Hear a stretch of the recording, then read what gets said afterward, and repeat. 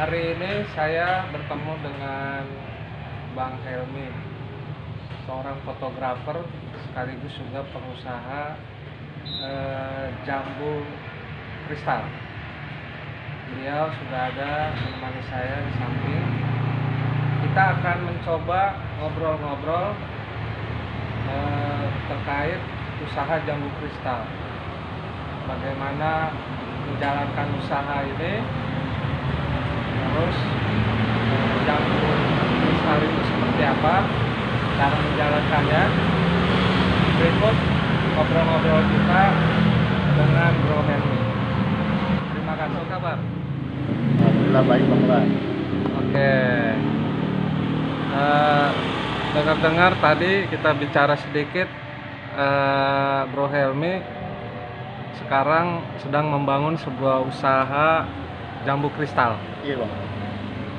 Ini teman-teman mau tahu nih, jambu kristal yang dimaksud itu seperti apa, Bro?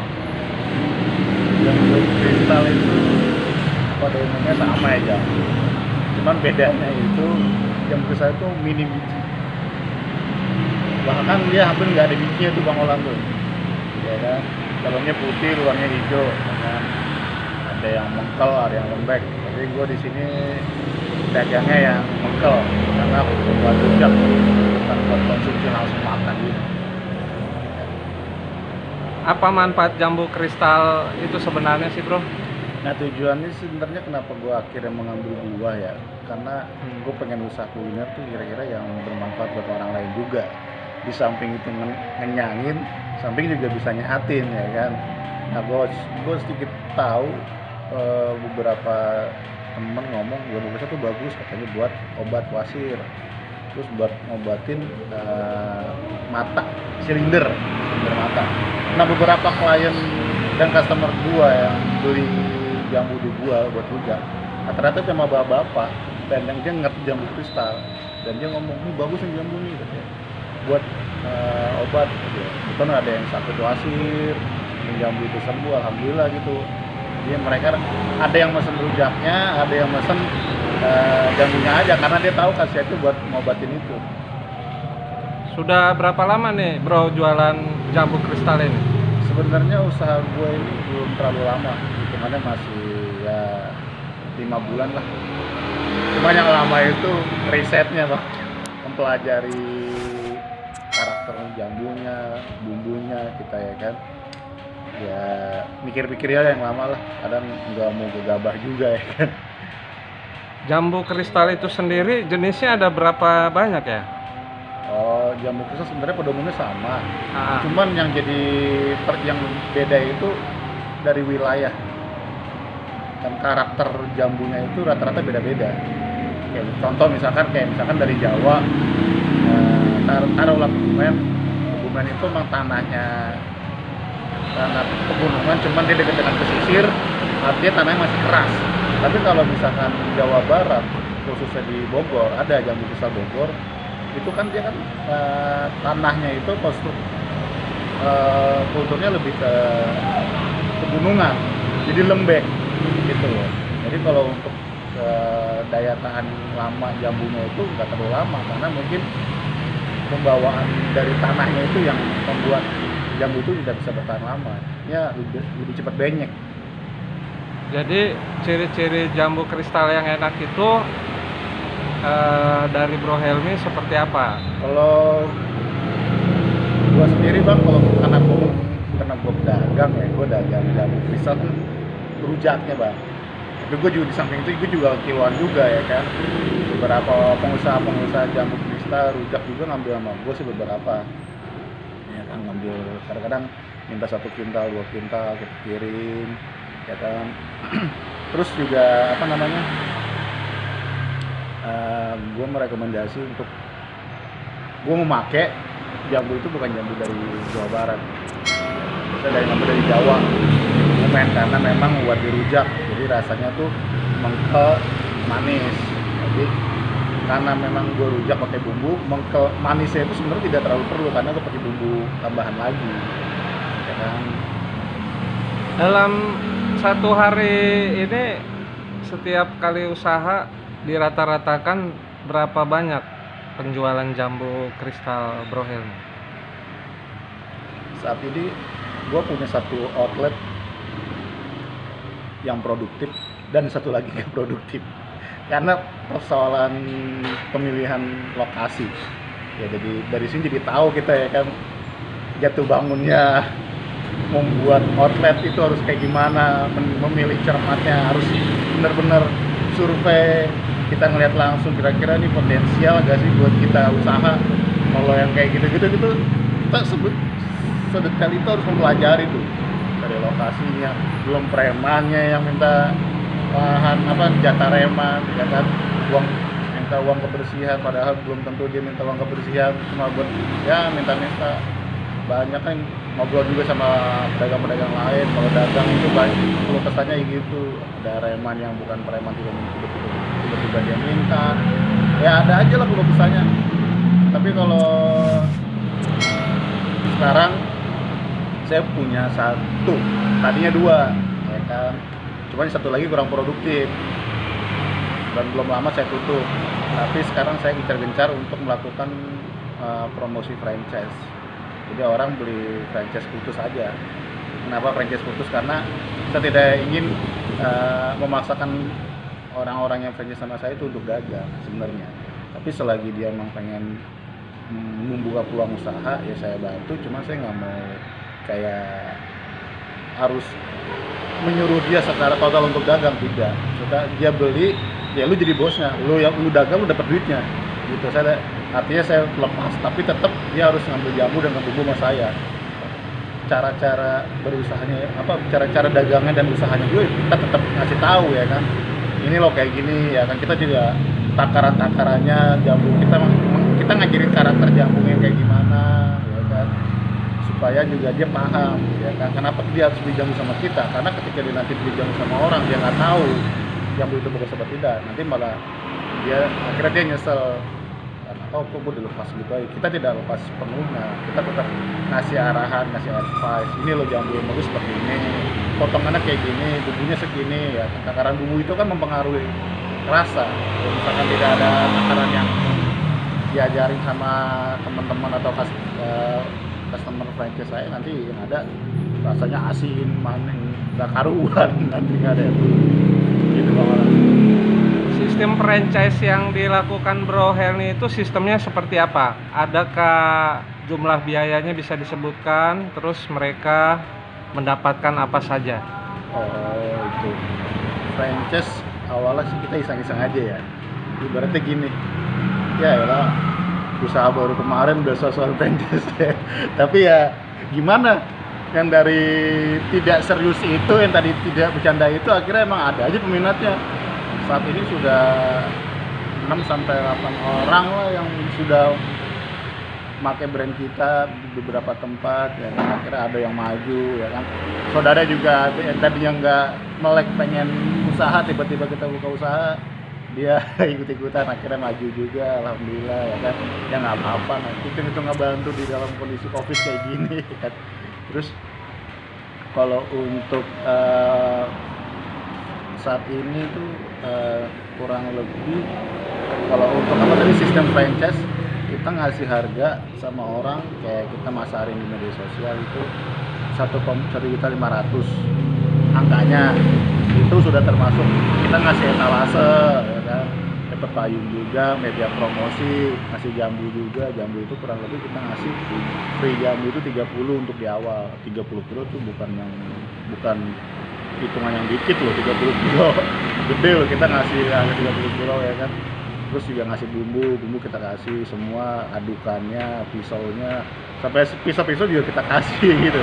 Karena kita juga kan biasanya orang kan yang hal yang kecil-kecil itu yang nggak dipikirkan, akhirnya ya bikin biaya besar. Tapi ya alhamdulillah kita ya hitung-hitungannya cuma untungnya nggak banyak sebenarnya, cuman ya ngebantu aja sih, ngebantu orang yang memang tidak punya pikiran untuk membuka peluang bisnis, ya kita ngebantu. Akhirnya dia banyak teman-teman juga, iya nih dari kemarin pengen ikut bisnis, cuma bingung bisnisnya apaan. Kebetulan ngeliat kita buka bisnis ini, ya dia ikut juga. Ya, insya Allah lah, namanya dari meniti karir dari kecil ya. Dari Bro Helmi 1 kilo jambu kristal itu harganya berapa bro? Oh, jadi kalau ya sama kayak tempat kayak pada umumnya gini, ketika orang tuh ngambil harga grosir pasti lebih murah, tapi kalau ngambil harga ecer ya pasti agak mahal ya kan. Saya juga nggak ngerti itu kayak gimana, kok bisa kayak begitu ya. Ya mungkin karena biar cepet habis aja kali ya jambunya ya. Kalau dari saya harga grosir itu minimal dia ngambil 20 kilo itu bisa di harga 14 sampai 15 ribu per kilo. Tapi kalau harga ecer itu di angka 18.000 sampai 20 kilo. Kenapa ada kisaran harga 18 sampai 20 kilo? Karena harga jambu itu ngikutin nota pasaran biasa di petani. Karena di posisi ya sekarang gini, jambu itu kan kadang semakin sering diambil otomatis gini udah nggak ada yang bisa dipanen dong. Nah, ketika tidak dipanen itu menjadi jarang, dia harganya itu bisa dinaikin kapan aja ya kan. Kalau lagi membludak harganya bisa murah, bisa sampai 8 ribuan per kilo ya kan. Cuma kalau lagi kondisinya lagi benar-benar jarang ya, karena sering dipetikin nggak seimbang, habis di petaninya ya harganya mau nggak mau agak tinggi lah. Harga jual jambu kristal rujak di Bro Helmi itu 1 porsinya itu berapa dijual? Saya jual harga 10.000. Itu benar-benar murah banget dah. Kalau kita hitung di daerah Jakarta Pusat dengan harga 10.000 sebenarnya udah sangat gila. Nggak ada sih sebenarnya rujak 10.000 di, ya kan? Rujak bumbu yang pakai bumbu manis, pakai bumbu ulek yang manis aja di pasaran sekarang udah 15.000, udah nggak ada yang 10.000. Paling ya oke, bumbunya banyak, buahnya banyak variasi. Cuman dari satu buah itu paling berapa biji sih dipotong-potong? Ya kan bisa angka 15.000, sedangkan kalau jumlah biji jambu kristal satu porsi itu bisa 2 biji dan itu isinya banyak. Makanya saya niatnya tuh dagangnya ya udahlah kasih banyak aja. Saya juga nanti bakal diet buat pikat dia barang kita tuh lebih banyak dan lebih enak juga, lebih mangkal juga gitu. Ada tantangan nggak dalam mengelola bisnis usaha jambu kristal ini? Banyak banget tantangannya. Capeknya kalau udah turun barang tuh kita bisa sampai jam 2 pagi dini hari kita udah standby di Lebak Bulus. Kita ngambil barang ya kan. Jam 2 subuh bang kan sampai pagi ya. Nah, itu benar-benar ya ngantuk-ngantuknya dia capek. Terus panas-panasan yang jelas. Awal saya buka usaha bisnis itu yang jaga saya nggak pegawai. Saya sendiri bang sama istri berdua. Panas-panasan dulu teman-teman kita ya gimana sih ya, emang udah komitmen gitu ya. Di kondisi seperti ini semua orang bisa bertahan doang akhirnya ya mau nggak mau. Nah, pelajarannya ketika kita sudah memahami pasar dan usaha kita itu produktif, akhirnya kita berani untuk mempekerjakan pegawai dengan range pendapatan per hari itu bisa sampai 500 sampai 800 ribu per hari. Makanya kita berani. Tapi selagi tempat itu produktif ya, untuk diputar keuangannya. Tapi kalau tidak produktif, kita juga tidak berani mempekerjakan orang. Nah, itu sistem bisnis yang saya bangun secara pribadi ya seperti itu. Tempat baru saya harus dagang. Baru progresnya bagus, rata-ratanya pendapatannya produktif, saya serahin sama orang. Tapi kalau nggak produktif saya nggak mau. Itu aja bang. Apa harapan ke depan Bro Helmi? Harapan dalam berusaha bisnis apapun bang, ya siapa sih yang nggak pengen mendapatkan keuntungan, kesuksesan ya kan. Walaupun usahanya cuma ibaratnya main di segmen menengah ke bawah, cuman yang saya harapkan itu kenapa segmen menengah ke bawah di kondisi COVID seperti ini justru segmen menengah ke bawah yang bertahan. Sekarang kita lihat pizza, segmen dia menengah ke atas, bertahan nggak? Mereka lari ke segmen menengah ke bawah, naik motor 100.000 4 porsi. Artinya segmen menengah ke bawah itu memang tidak pernah akan ada matinya. Kalau kita ngeliat mall dengan kondisi kayak begini, pembatasan 25% sampai 50% dan itu tidak tetap, akhirnya mereka guru tikar juga. Artinya memang segmen yang menjanjikan itu segmen menengah ke bawah, usaha mikro yang dapat penghasilannya makro.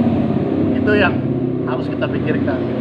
Karena kan orang cuma membuang duit di daerah makro, tapi tetap aja keuangannya di mikro gitu loh. Pengen sukses aja, pengen merambah lebih besar aja, cuman dalam kondisi seperti ini ya tadi Bang Olor bilang ya kan, kita cuma survive doang ya kan. Ya walaupun dikit yang penting kita bisa survive buat sehari-hari ya alhamdulillah. Tetap sih promosi dalam segi media sosial itu harus benar-benar kita gencar-gencari sama ya rasa sih. Usaha di mana-mana pasti ada naik turun ya kan, namanya dagang, kadang sepi hari ini ya itu hal yang biasa. Yang penting kita bisa siasatin aja, siasatin dengan buka beberapa tempat, tapi dengan catatan tempat itu harus produktif. Kalau nggak produktif, pusing kepala. Untuk usaha franchise ini Bro Helmi bisa, masyarakat kalau ingin bekerja sama bisa nggak disebutkan nomor handphone, nomor kontak yang bisa dihubungi? Sebutkan bisa nomornya. Kalau untuk franchise Lunjak Jambu Kristal itu saat ini yang megang franchise-nya istri ya. Biasanya istri itu ngubungin saya dulu tuh. Ini gimana nih, ngasih ke berapa kilo jamunya ya kan. Awalnya dia ngasih 20, udah nggak apa-apa kalau selagi kita dapat harga murah kita kasih 30 aja Pak. Ya kan. Artinya dipegang sama istri, tapi alhamdulillah sih ya kita mah yang penting ngebantu orang juga sih. Banyak orang yang bang mau dong usaha gini, banyak pedagang-pedagang yang ngeliat pengen usaha sama kayak abang, gimana caranya ya udah langsung aja ikut franchise gini kita ajarin dulu.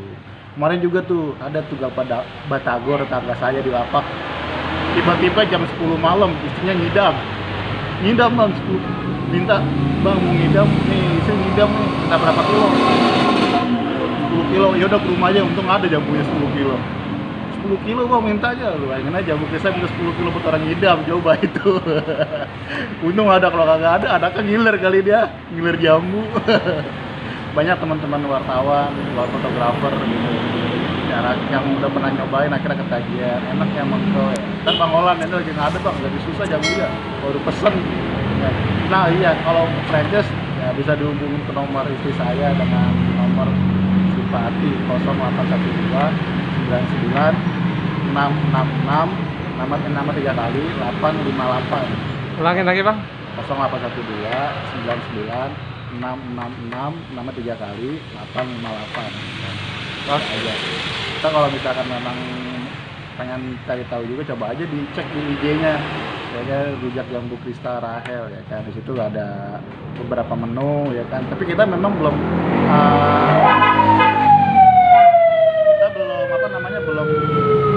belum menyediakan bumbu cair, karena kita tidak, sebenarnya identik jambu kristal yang kita buat itu dengan bumbu cabai giling, cabai cuman yang agak teksturnya agak kasar, sama bumbu manis. Nah bumbu manis itu yang susah dicari karena dikirim langsung dari keluarga saya di Palembang. Baik Bro Helmi, untuk pertemuannya hari ini terima kasih banyak, sukses selalu ya teman-teman. Demikian ngobrol-ngobrol santai kita terkait dengan usaha jambu kristal yang dilakukan oleh bentar ya. Iya Pak. Terima kasih banyak telah menyaksikan channel ini. Sampai ketemu kembali.